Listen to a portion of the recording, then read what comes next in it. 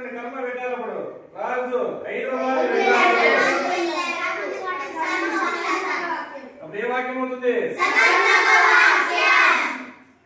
పని ఉందా? ఆ పని ఏంటో తెలిపింది అనుకో, అప్పుడు దాని వాక్యాన్ని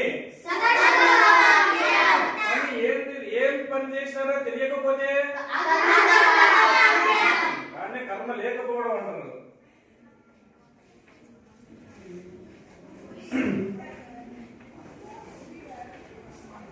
శివ తెలుగు ఇట్లా వాక్యాలు ఇచ్చినప్పుడు ఈ వాక్యాన్ని అకర్మక వాక్యంగా మార్చండి అన్నప్పుడు